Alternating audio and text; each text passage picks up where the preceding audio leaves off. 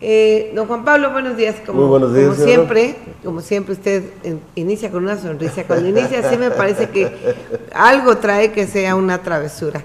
Así que vamos a platicar como cada ocasión. Lo haremos hablando primero a nivel federal y pues lo que todo mundo sabemos, esta semana fue del total rompimiento de Carmen Aristegui con MBS, algo que olía medio mal, apesta a tufo. Es que un tufo muy fuerte. Bueno, precisamente la semana pasada comentamos aquí sobre el cambio que había hecho el presidente de su jefe de prensa.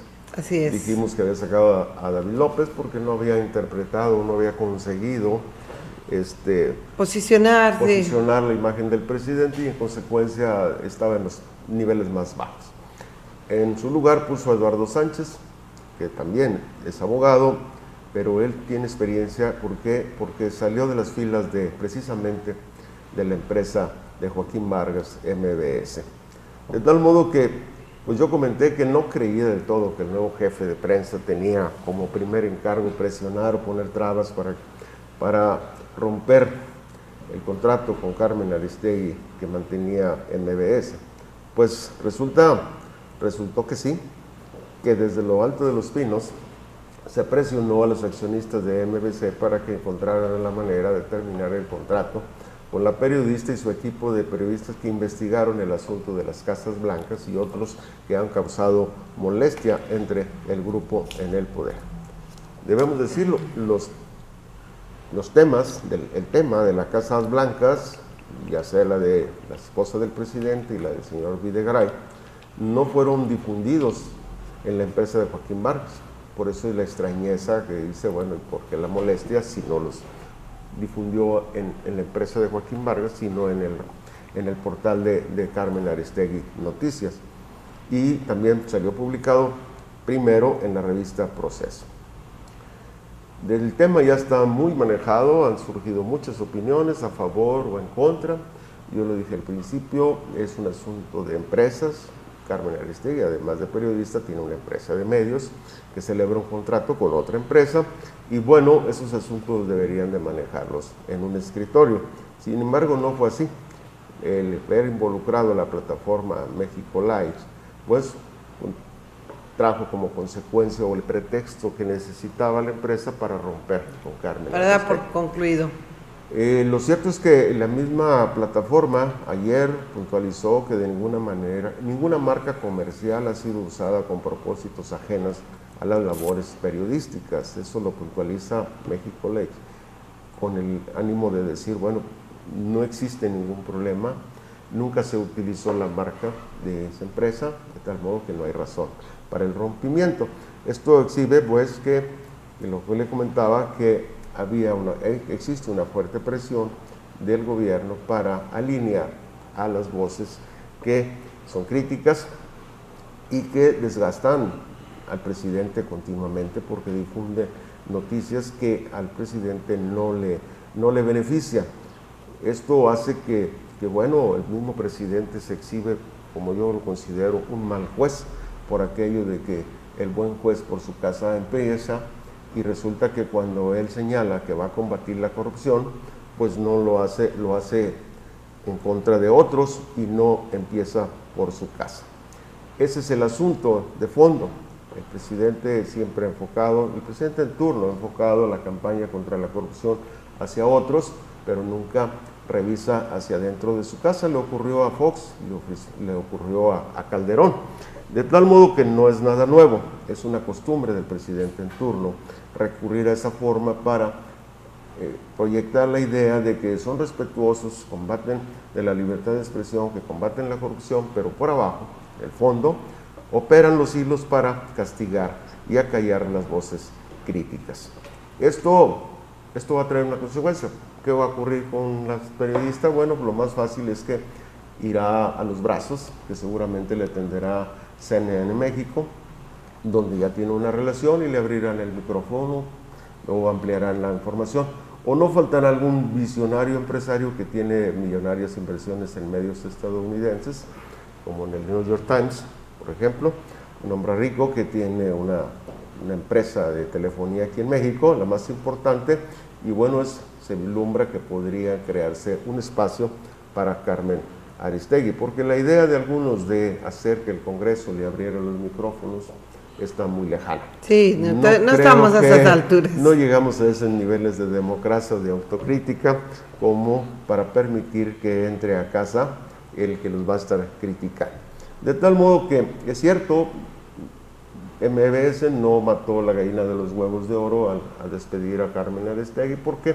Porque si bien es cierto que Carmen Aristegui metía mucha factura por vía de la publicidad, los empresarios tienen otros negocios que también les deja más, y además tienen otros proyectos que tienen que contar con la anuencia del presidente, de tal modo que ellos procuran lo suyo y que Carmen procure lo de ella en otros micrófonos.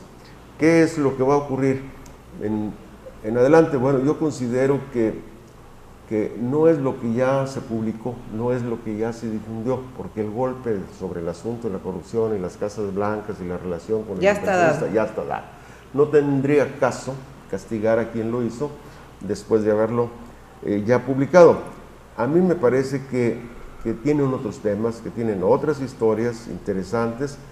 ¿Qué puede pasar? Bueno, se puede hacer el asunto de la movilización de opinión pública por el caso de la ley de agua, aprobada el pasado 5 de marzo, por los que aprobaron el punto de acuerdo, y que va a estar interesante porque el asunto pues involucra a todos los ciudadanos, a todos los seres humanos que necesitamos el agua como un instrumento de vida. Las plantas y a los animales, ¿no? Todos necesitamos. Entonces el asunto va a estar.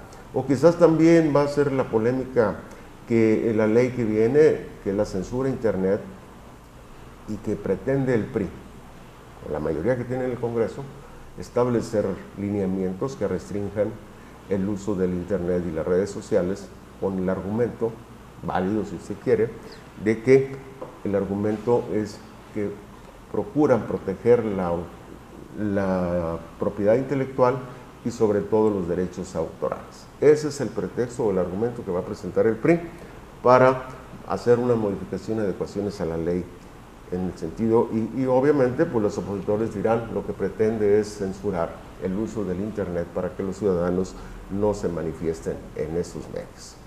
¿Qué es lo que va a pasar? Pues habrá que esperar, porque esto, como dijo alguno, esto apenas empieza y se va a poner muy interesante. Mientras, yo le apunto que actualmente en varios estados y en cientos de municipios, donde cotidianamente los que detentan el poder están encima de dueños, de periodistas, solicitando que le bajen. Algunos amenazan, otros ofrecen algo a cambio del silencio y la complicidad. Les citaré sobre la histórica frase que dice matar al mensajero, que si usted consulta las distintas definiciones, se cuenta que desde los tiempos de Roma y Grecia se castigaba al mensajero que entregaba malas noticias y se premiaba y agasajaba con una fiesta a quien entregaba buenas noticias. Actualmente, los que están en el poder persiguen a los primeros y hostigan y amenazan a los segundos. A los segundos les entregan contratos extras, trabajo para la familia, vales de gasolina, entre otros apoyos. Ese es el premio que les da a quien publica buenas noticias. Esto también me recuerda aquel escándalo del Watergate, cuando la caída de Nixon, que fue a consecuencia de una publicación, periodistas estilo Carmen Aristegui que sacaron adelante el asunto aquel de las grabaciones. Y bueno, pues esto incluso motiva también y me recuerda una película de reciente estreno, que se llama Matar al mensajero, del director Michel Cuesta. Esta película narra sobre... A ver, creo que la tenemos. ¿La tiene ahí? Creo que tenemos algo. Gary Webb, San Jose Mercury News. You believe in conspiracy theories, Gary? No, I don't believe in conspiracy theories. Conspiracies, yes. If I believe it, there's nothing theory about it. Was the government aware that you were smuggling tons of cocaine into the United States? Yes, the government knew. This leads to very sensitive national security matters. National security and crack cocaine, the same sentence. Does that not sound strange to you? I'm going to tell you the whole truth. I'm going to introduce you to people you should talk to. And then you will be faced with the most important decision of your life. Oh, yeah? What's that? deciding whether to share it or not. One of the DEA's most wanted brought in thousands of kilos of cocaine to the U.S. every day. Las voces, bueno, pues recurre a eso que le menciono, que es ancestral, de los tiempos viejos de Roma y de Grecia, cuando se mata al mensajero. Y este mensaje va para todos los medios, para todos los periodistas. ¿Por qué? Porque el poder es así, desde lo alto de los pinos o en los gobiernos estatales, en las alcaldías municipales se pretende hacer lo mismo, buscar el control de los medios. El gobierno gasta mucho dinero, que al fin no es de ellos, lo gastan del erario público, en controlar a los medios para que presenten buenas noticias. Y como le digo, pues a estos los premian con los paquetes, con las regalías, y se castiga y se persigue y se busca callar al que traiga las malas noticias. Yo siempre he pensado que matar al mensajero o acallarlo para que no hable de corrupción y rapacerías que comete alguien incrustado en el poder que se ejerce desde Los Pinos, una gobernatura o una pequeña alcaldía donde se refugia una pandilla de grandes ladrones, pues de nada sirve. Abona más un cambio de actitudes que estar buscando la forma de mantener el control o de acallar o matar al mensajero. Pues no nos vaya a pasar aquí en estos mismos micrófonos que luego ya nos quieren matar por dar malas noticias. Pero bueno, es parte del trabajo, ¿no? Que la autoridad se esfuerce en generar buenas noticias y abandonen nadie tenemos problema. La pillería y ya dejen de robar y verá que hablarán de cosas buenas. Mejor vamos hablando qué pasa en el Estado.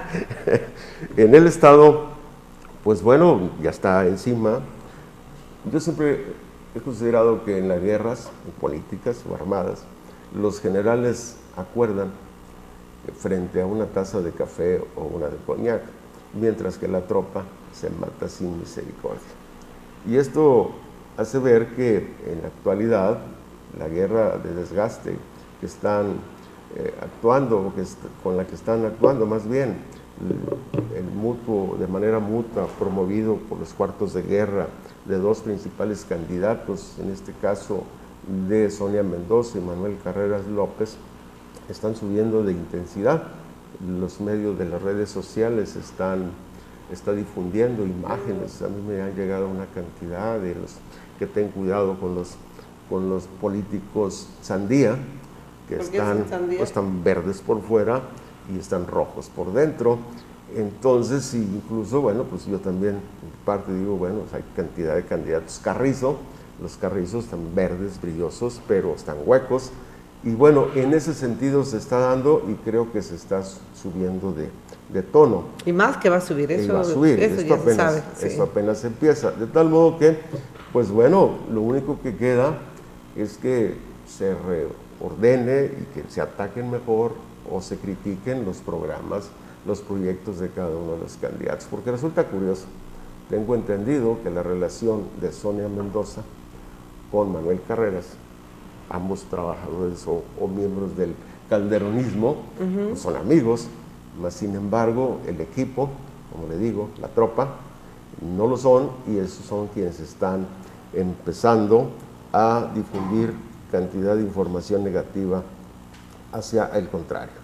Ojalá y esto se componga, porque de otra manera, pues no sé, da falta, apenas esto empieza, a partir del día 5 de abril, una vez que estén registrados todos los candidatos, se abren las campañas de los alcaldes y esto va a venir a ponerse. Se va a poner al rojo vivo. Y hablando de eso, pues que hablaremos de Ciudad Fernández, hablando del rojo vivo.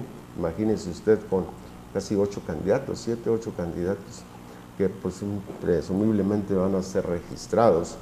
Pues bueno, yo recuerdo hace mucho tiempo cuando aquella campaña de Pedro Piña contra Amado Quintero o viceversa, yo escribí en El Momento, y alguna vez vino miembro de la planadora, y yo le pregunté, bueno, ¿quién les enseñó a ustedes a dividir que no les enseñó a sumar? Y esto viene porque ahorita Ciudad Fernández, el tamaño del municipio, la cantidad de electores registrados, pues nos dice que 8 candidatos son demasiados. Están muy divididos los grupos. Ahora sí que cada grupo o cada cabecilla o líder de cabeza de grupo quiere hacer su propio partido o quiere tener su propio candidato. De tal modo que esto se va a poner interesante. Creo que va el PAN, el PRI, el PANAL, el Verde, el Movimiento Ciudadano, Conciencia Popular. Y están buscando todavía el encuentro Morena, social, y Morena también, sí. De tal modo que esto se va a poner interesante. Y precisamente hablando de esos candidatos de Ciudad Fernández, el día de ayer fue registrado, ya ante el CEPAC, el candidato Rodolfo Loredo Hernández. Y también Ramón Torres García, es el candidato aquí por Río Verde. Ambos fueron acompañados por miembros del comité local y por la candidata Sonia Mendoza y algunos de los, incluso ahí aparecieron algunos candidatos a regidores y el resto de la planilla que ya comentamos aquí.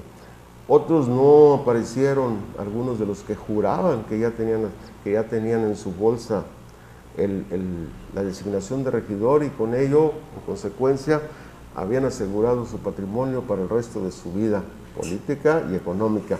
Aseguraban que sin ellos Ramón no ganaría y sin embargo ahí estaban.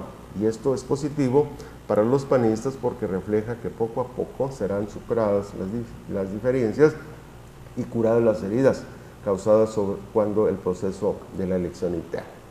En la casa de enfrente, en el PRI, aún se encuentran discutiendo las posiciones, porque resulta que su poca fe de algunos de ellos priistas, o quizás conscientes de que la cosa no está muy fácil, pues desde ahora se consideran perdedores, y esto yo lo deduzco de la forma en que se están peleando por las primeras 3 regidurías.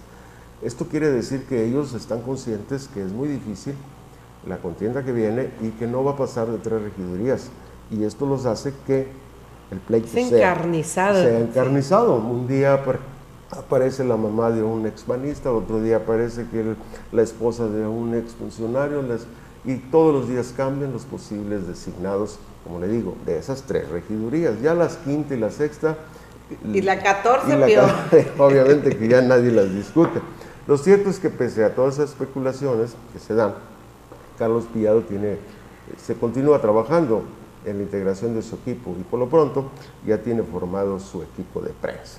Tengo entendido que va a ser el periodista Juan José Rivera, su jefe de prensa, y a otros conocidos reporteros o periodistas. Y bueno, pues lo curioso es que aunque ya tiene el equipo de prensa, no han difundido información sobre las posibles periodistas que aparecerán en esos 3 primeros lugares. Ojalá lo hagan pronto porque de otra manera las suposiciones y especulaciones les desgastan innecesariamente.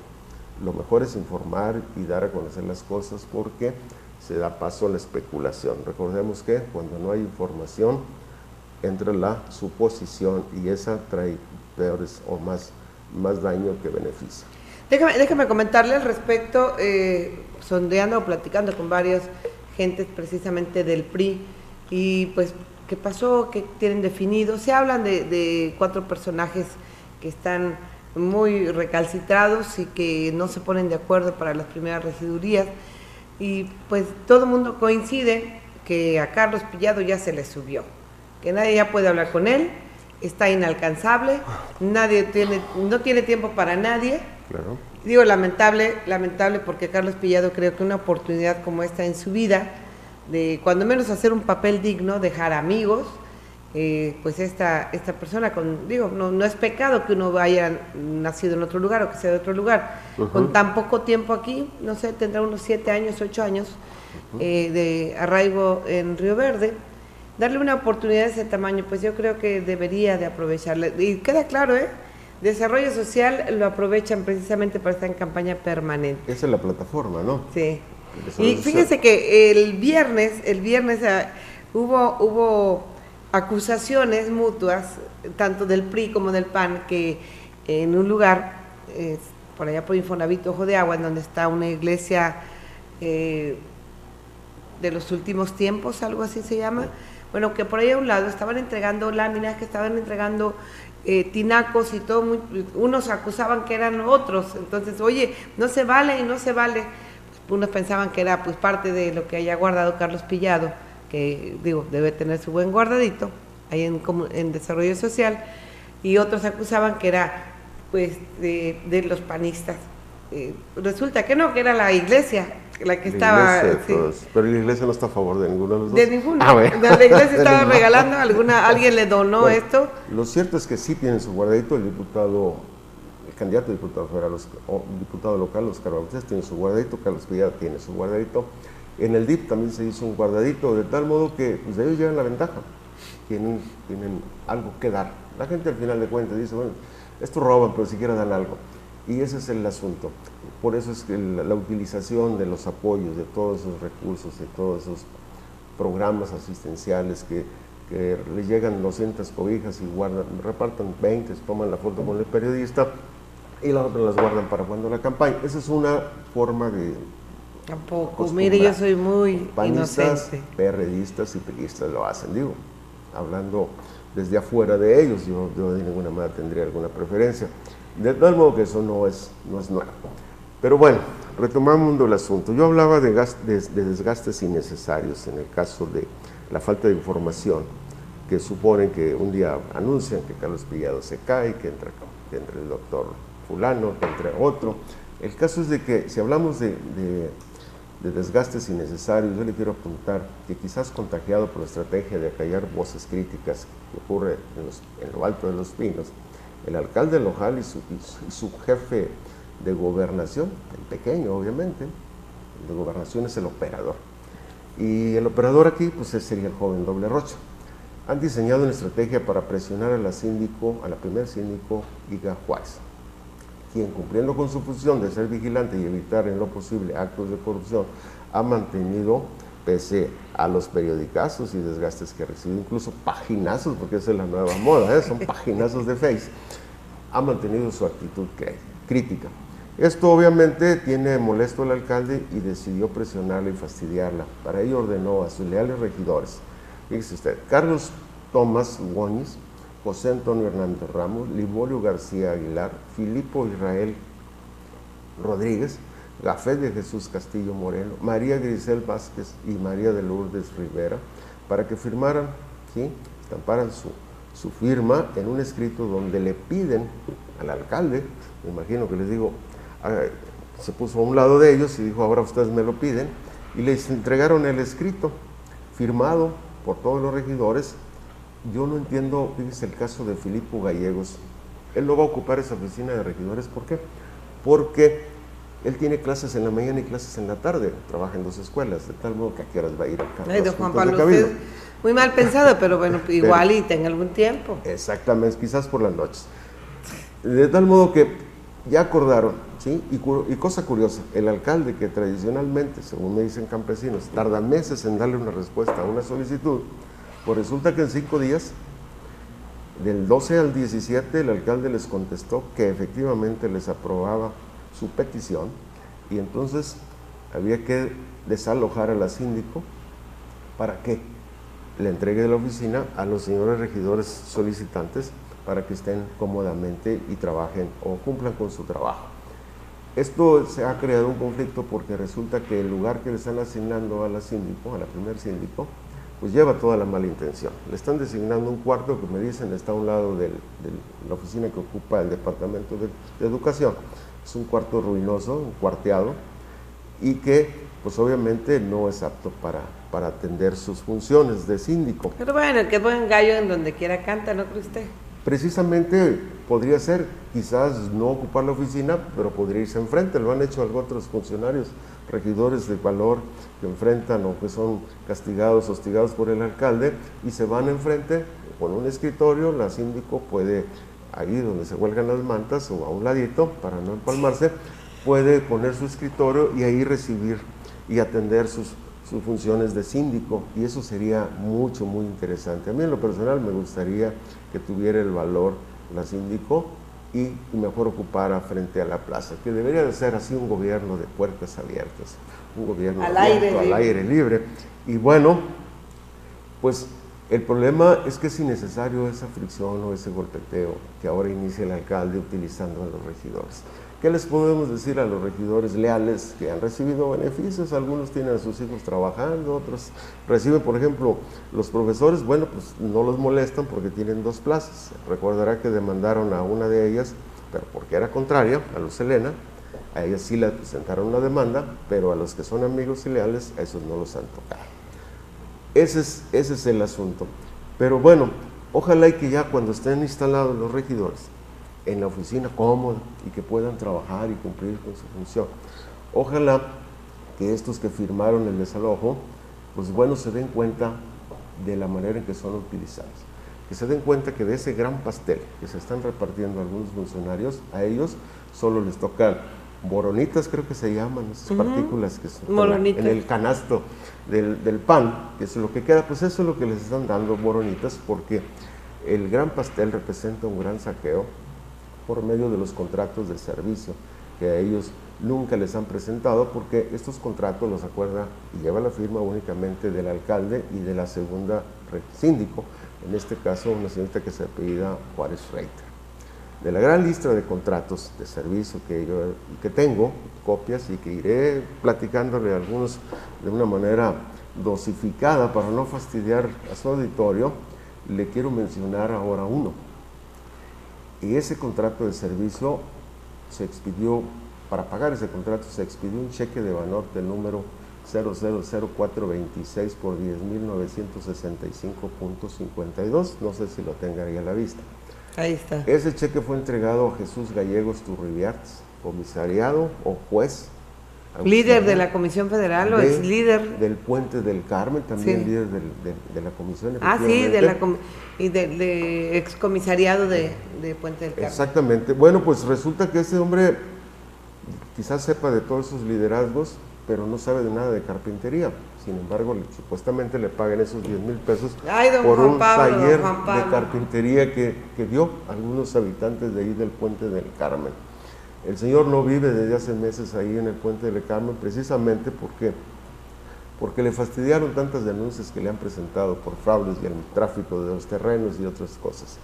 De tal modo que yo les apunto a estos regidores leales del alcalde que este cheque y otros se entregaron supuestamente por ese taller de carpintería. Y si ya que estén cómodamente instalados y checan esos contratos de servicios, bueno, pues a lo mejor también pueden investigar, porque esto sí que les corresponde a ellos investigarlo. Yo solo tengo los datos. Pueden investigar la expedición de un cheque de Banorte también, con el número 11281, emitido a favor de Marisol Pillado Seade. A ver, espérame. ¿Marisol Pillado Seade? Sí, matehualense ella, actualmente diputada en funciones, pues suplente de... ¿No es hermana de Carlos Pillado? Hermana del ex jefe de Cedesol municipal y ahora candidata. Oye, ¿y de veras se entregaría desarrollo social? No lo ha entregado. Y ahora es candidato a suceder en el cargo al actual alcalde Alejandro García. Es difícil que en este año de Hidalgo se abandone ese afán de saqueo, pero si el alcalde cambia de actitud, no necesita, como dijimos al principio... ¿Y de cuánto es el cheque de la hermana de Pillado? 27,000 pesos. Los regidores lo pueden checar. Yo no me corresponde, aunque tengo el número y la copia, no me corresponde exhibirlo. Creo que algo deben de hacer por los 33,000 pesos que reciben. Y ahora con esas cómodas oficinas que también van a recibir, creo que sí pueden hacer ese trabajo. Señores. Lo que le comento es que lo difícil es que este año de Hidalgo bajen la intensidad o la vocación al saqueo. Pero si el alcalde cambia de actitud, no va a necesitar matar al cartero ni andar buscando acallar las voces para que se deje de citar los continuos actos de corrupción que a nuestro correo llegan cotidianamente. Pues bien, por hoy. Otro día le platicamos de otros aviadores, porque en este caso del señor Gallegos, pues es un aviador, que se saca el dinero de la alcaldía mediante cualquier pretexto, contratos de servicios, son pagos que se dan por apoyos recibidos supuestamente, pagos políticos, y poco a poco iremos sacando. La otra vez le hablamos del sueldazo del capitán. ¿De quién? Del capitán. Tengo el número de cheques, se triangula, se le paga a un señor que tiene su negocio allá por el Arteli, se le pagan 10,000 pesos, pero él lo va y lo cobra y le entrega el dinero a su comandante. De tal modo que ese tipo, creo que también aparece todavía Juan José. ¿Recuerda usted aquel comandante? Sí, no era Juan José. Sabino, uno de ellos Sabino, y el otro, José el comandante Juan Manuel Ávila. Pues Juan Manuel Ávila y Sabino todavía hace unos meses aparecían en la nómina. Y sí, cobrando. Y salían los cheques. No le puedo decir que ellos reciban ese dinero, pero es tan fácil con la copia del IFE, si la tiene usted archivada ahí, le hace un garabatito igual y se puede cobrar ese cheque. Ay, don Juan Pablo. Bueno, eso será otro tema. Muchísimas gracias. Gracias por habernos acompañado. Continúa continúa sumándose esta semana con los nuevos aspirantes, que ya para la siguiente estaremos con todo. ¿Sí? Perfecto. Muchísimas gracias.